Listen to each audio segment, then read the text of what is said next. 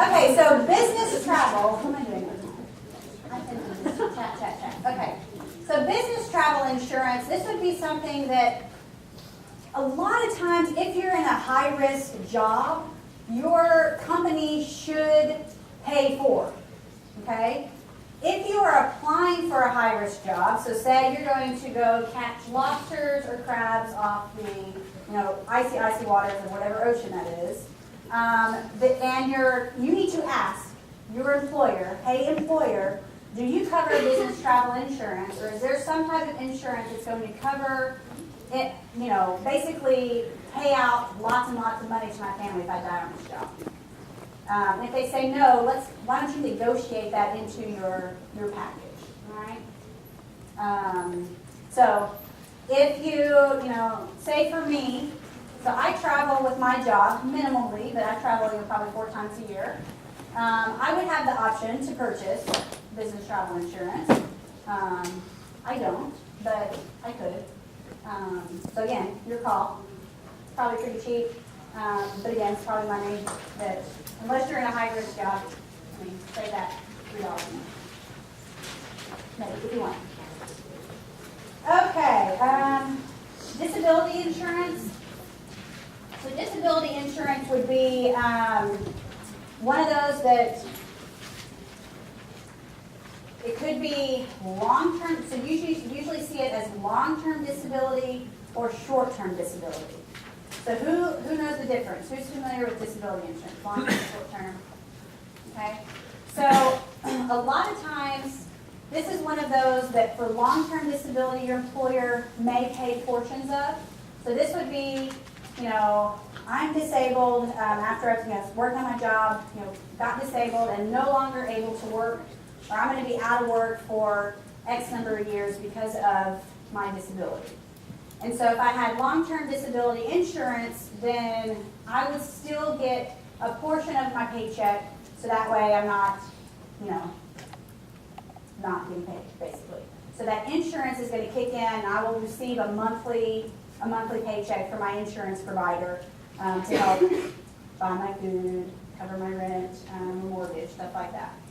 Short-term disability is if you're disabled but are only going to be out a couple of months. Okay? And so that could be that you're pregnant. That's considered a disability. Totally is.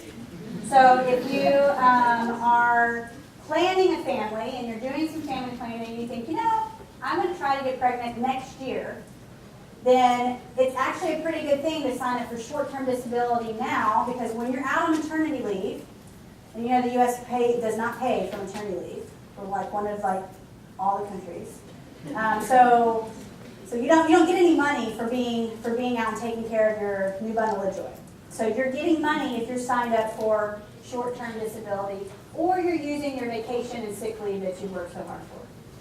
Okay, and so that's going to be like 65% of your paycheck is what you'll receive, so say you're out for 3 months, okay?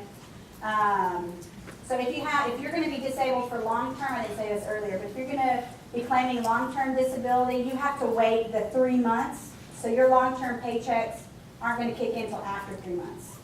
So that short-term disability is to cover that if you have it. If not, then just be frugal for 3 months, and then you'll start getting those paychecks. Questions about that? I know that's kind of confusing. Yes? So, when you get you don't have it on insurance, could you attend Good question. No. So the question was, say you don't have this insurance, and you get sick, and you're going to be disabled and be out of work, can you sign up for it during open enrollment?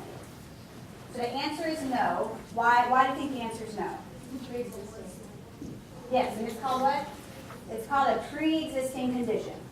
Okay?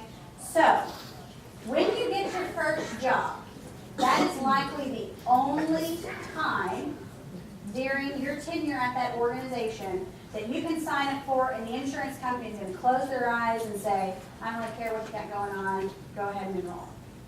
Okay? So if you have, that's where the pre-existing conditions are not a big deal. After that, you're SOL if you have pre-existing conditions and don't sign up for insurance, because you're going to have to prove to the insurance company that you don't have those things. And if you do, you're going to be denied insurance. Okay? Yes, ma'am. So how would you, I mean, I guess, to be just like on the safe side, you just get like, how would you gauge like what you would need to do? Yeah, so the question is, so how do you know? How do you gauge it? You know, I mean, it's a guessing game, really. So that's why a lot of it, I mean, that's why, so long-term disability, I would encourage you to have long-term disability. If your employer doesn't provide that for you, then I would get that. Just because you get in a car accident, I mean, you needed some sort of payment if you're not able to work. And so the downside to that is you'll have to wait 3 months to receive those payments. Okay? That's why savings are important, you know, those types of things. Okay, so that way you're kind of hedging your bet. So if I'll risk 3 months for a lifetime of paychecks, as opposed to just having short term and not having long term. That's a worse scenario. Okay. Yes, ma'am. How does pre-existing conditions work for like pregnancy? They were like, oh, you have. Yep. Oh, yep. That's great. Okay. So I'll tell you. So the question was, how does pre-existing conditions work for pregnancy? So if you sign up, so if I were to sign up for short-term disability today, okay, I couldn't claim that amount. So if I had a baby 7 months from now, then I wouldn't be able to get short-term disability because I would have been pregnant when I would have signed up. More than likely, right? Yes. So there's that period of time that you have to not be pregnant to receive that benefit. Unless you have a preterm baby or something, and your doctor can document that. So if your conception date is prior to you signing up for short-term disability, I mean, that's a pre-existing condition. Yeah. What about like if you had a baby before, is it like more expensive to buy? No, nope. Yeah. It's so here, and I'll get real personal with you. So here's my life story. So I'll tell you what I signed up for. So I have long-term disability through TCU. And I purchased short-term disability before I had Abigail, so my 2-year-old, because she was planned. I didn't have short-term disability with Addison because she was not. So Abigail, we did a better job of planning for, and so that was great. Got the money for her.